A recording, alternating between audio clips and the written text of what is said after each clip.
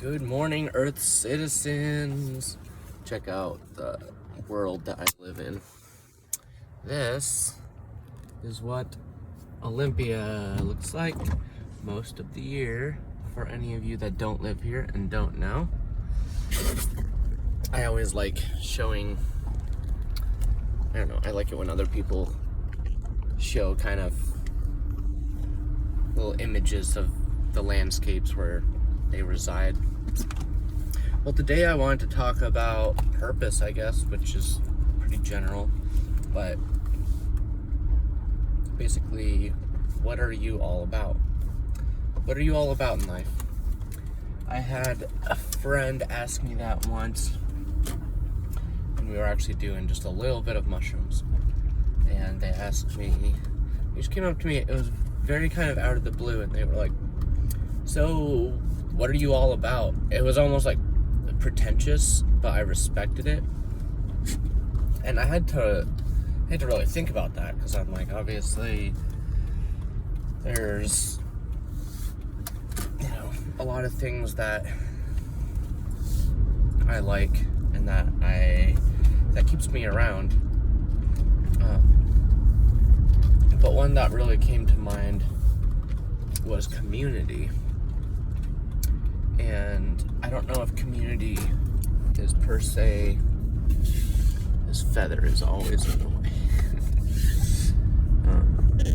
It's my lucky owl feather.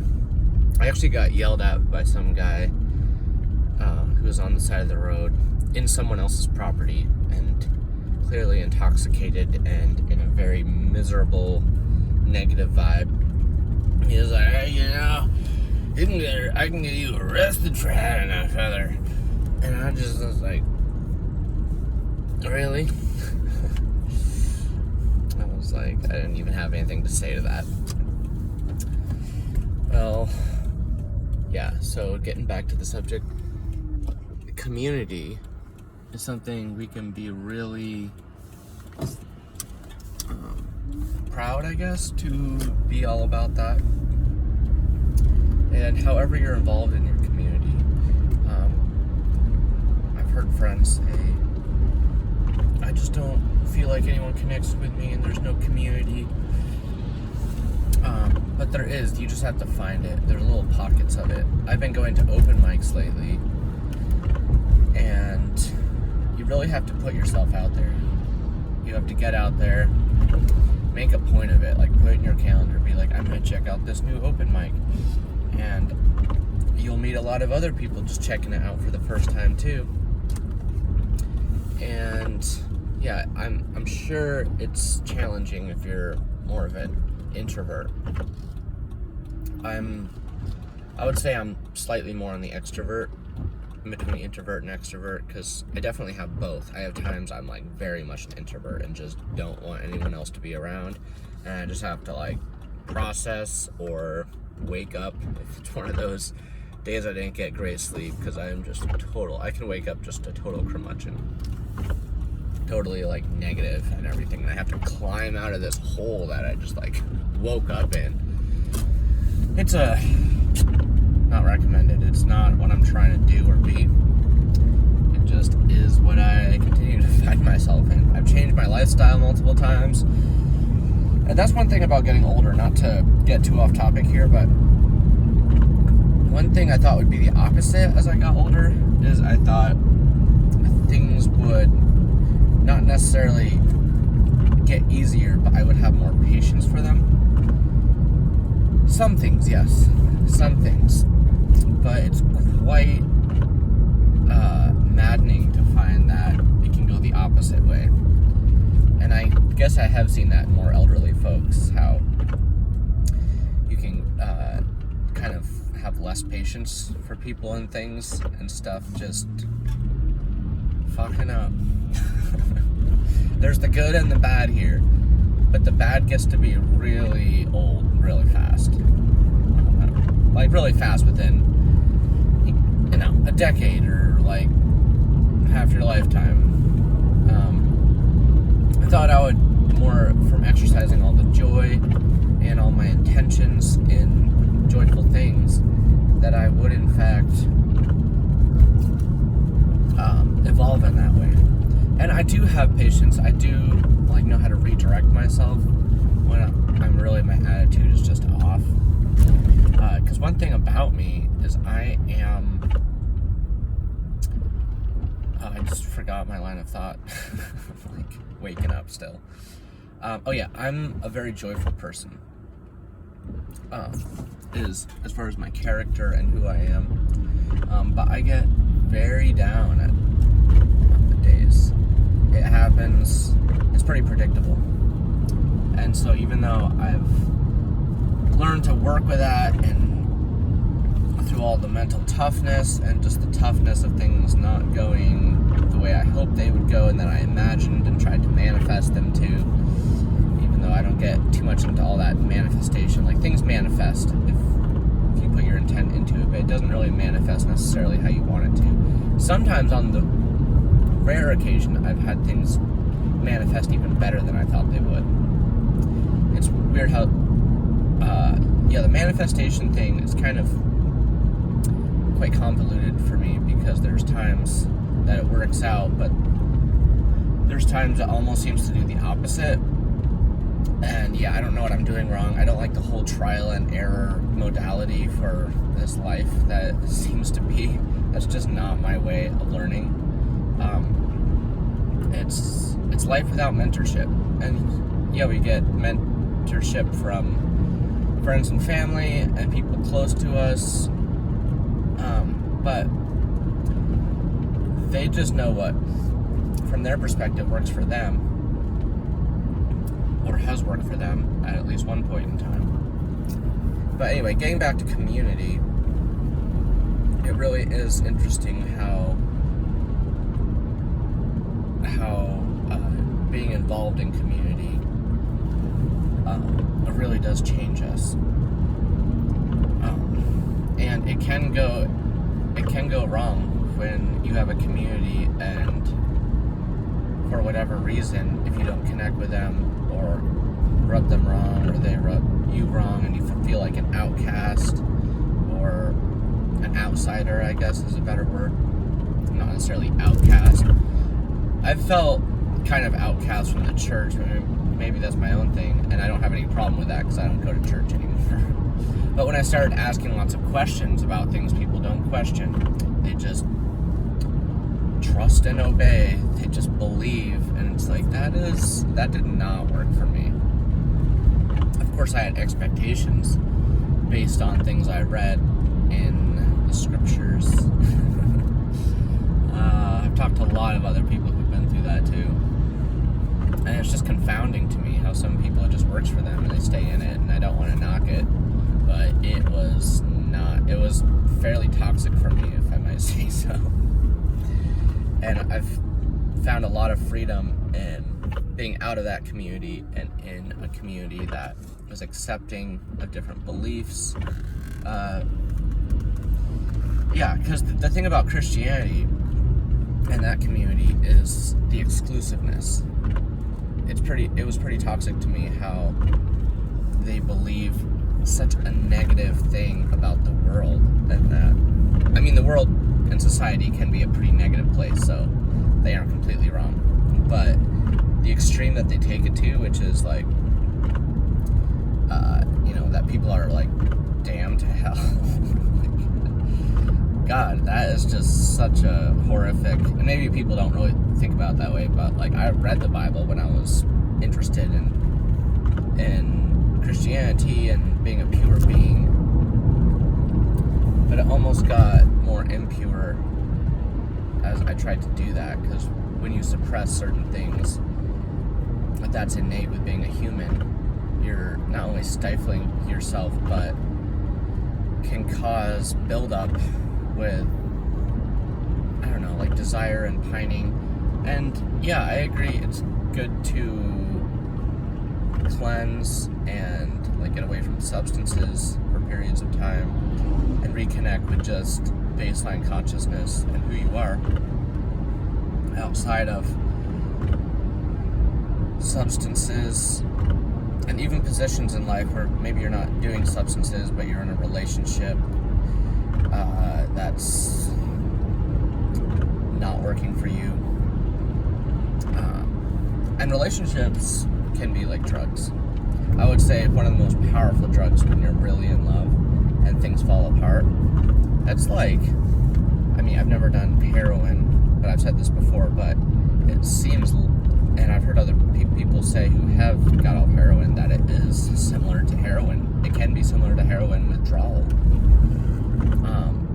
And I'm talking like years to recover from heartbreak, which to me, I'm like, that is not the kind of world I want to live in. Like, I'm not trying to pine over things for years. Like, I've experienced pining. Okay, let's move on. There's other things I want to experience. I mean, is that fair? I think it's fair.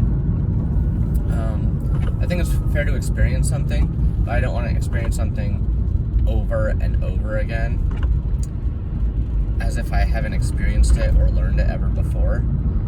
And that comes back to what I've talked about before, where it often feels like we're in some automated kind of reality system that kind of treats a lot of people the same, apart from some anomalies, some exceptions to the rule, where things just, it's a lot of hard work and they got that little bit of luck they needed for things to take off for them.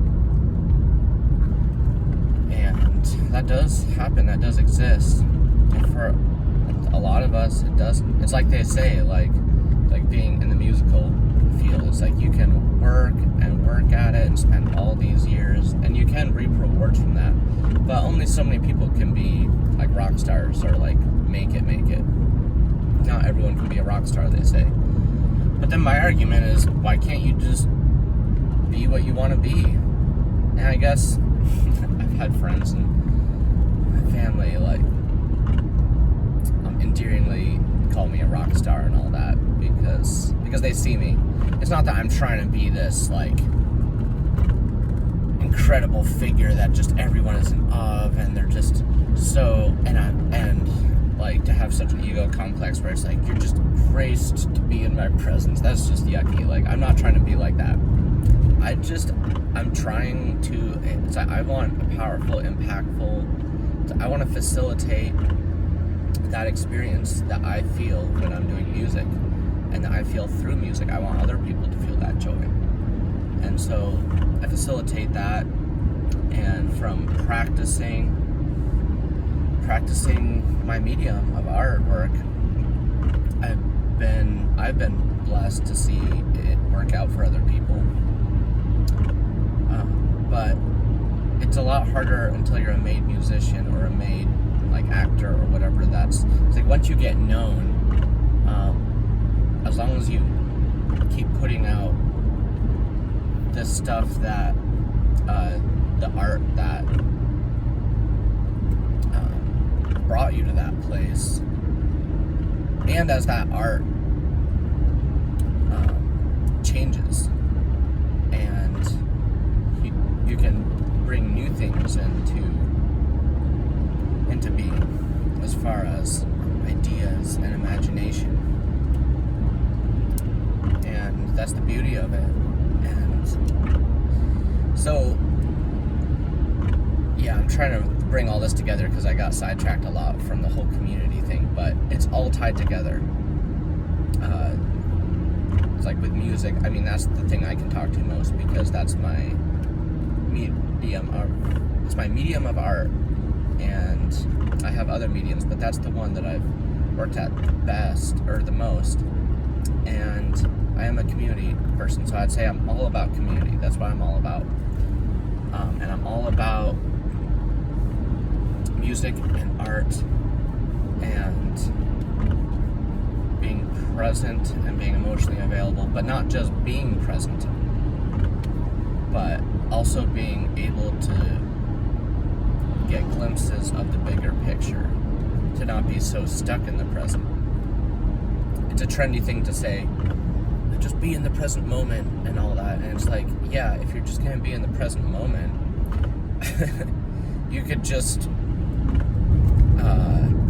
rationalize just being addicted to something you probably shouldn't be addicted to. I'm not saying all addictions are bad, and some actually kind of work out for people to balance out maybe deficiencies, and they find some substance that actually helps them be functional, or helps them work in their medium, in their practice. And so I'm not bashing that either. But yeah, being stuck in the present moment, I think, can be just as bad as being stuck in the past, or worrying about the future.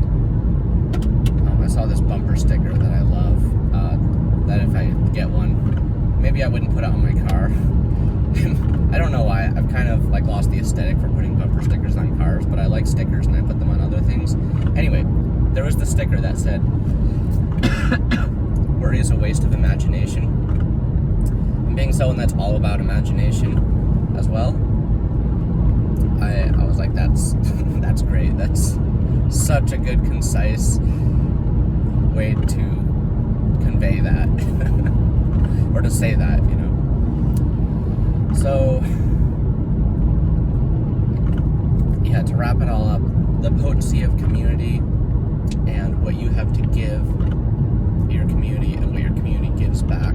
It's this flow. It's synonymous to me with even being a performer for a community of people, because it's enriching to be able to perform and have people in a place where they can really listen to it and appreciate and have that, like they give back. And I'm trying to find the words to explain what that is when they give back. Not that I need to take apart everything so intricately, but let's see.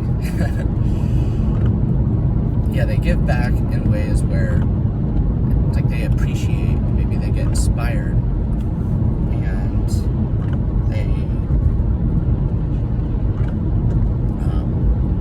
it's a cohesiveness.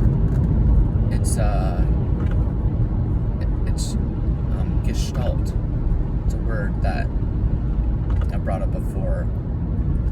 For those of you that don't know what gestalt means, it's a really good word. It means where the sum of the parts make up more than the whole. So it's like with all the parts together, it's not just the conglomerate of all the parts together. It actually is amplified to more than what all the parts are together, if that makes any sense. It's like, to me, that's just an astounding phenomenon of our existence. And it's trying to and actually doing the appreciation in this life for the things that do hold value, in contrast to all the pain and turmoil and just insipid strife and crap that just seems to recapitulate all the time, and the cyclical nature of it all.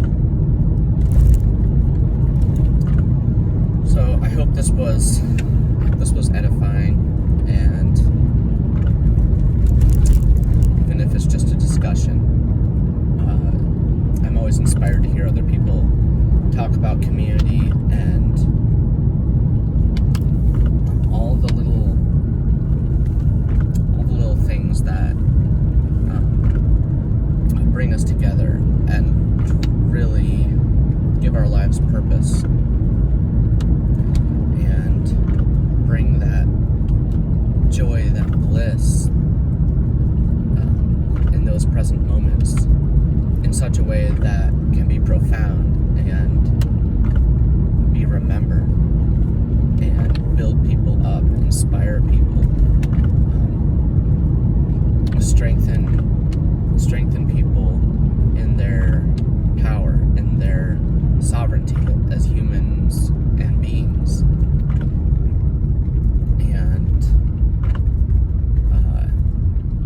we're human beings, and beings also do, so we're also human doings. It's kind of another trendy phrase to say we're not human doings, we're human beings, but really we're both. I mean, beings do things. It's like beings can observe, contemplate, ponder, and in this 3D reality, we can do 3D things. And that's why I want to destigmatize. It's like take the stigma out of like the coolest things about being a human, which is being in the 3D, working in your medium, incredible experiences, sex, drugs, and rock and roll. It doesn't have to be a gross, sleazy thing or whatever, as puritanical people can make it out to be. It can be a beautiful thing. It doesn't have to be some sloppy, gross, drunk thing. It can be a beautiful experience.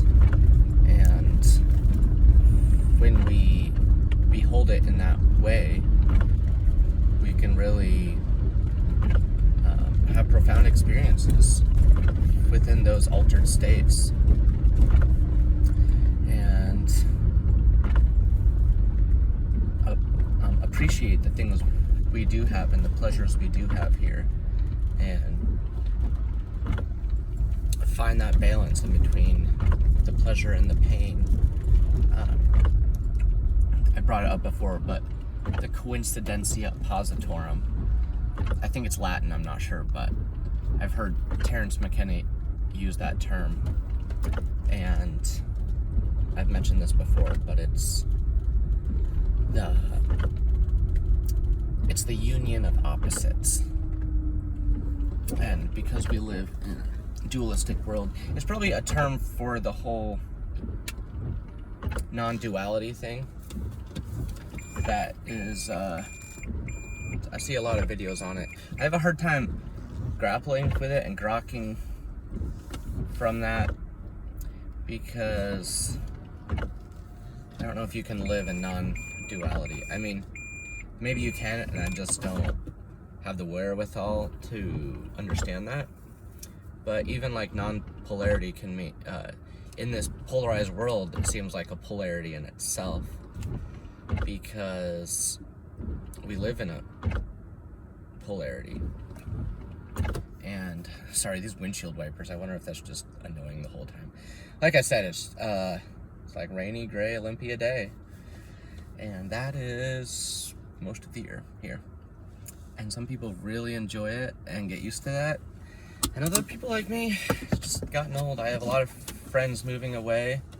I don't know how much longer I'll be here, but I have a pretty cool job taking care of the plants, and cool people I get to work with in my work community and the music community.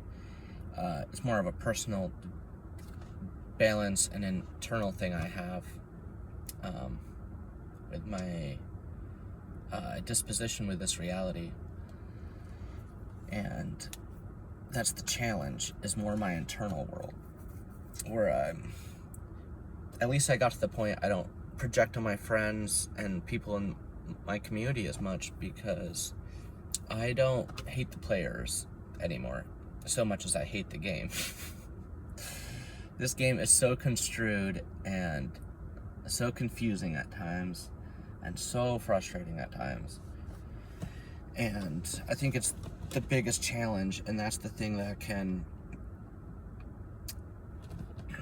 divide us oftentimes. Nuanced viewpoints can be so triggering to people, and I'm myself included. So it's taken a lot of growth and a lot of time for me to be able to perceive like the different aspects of being a human in this convoluted reality. And yeah, I'll see you guys on the next one.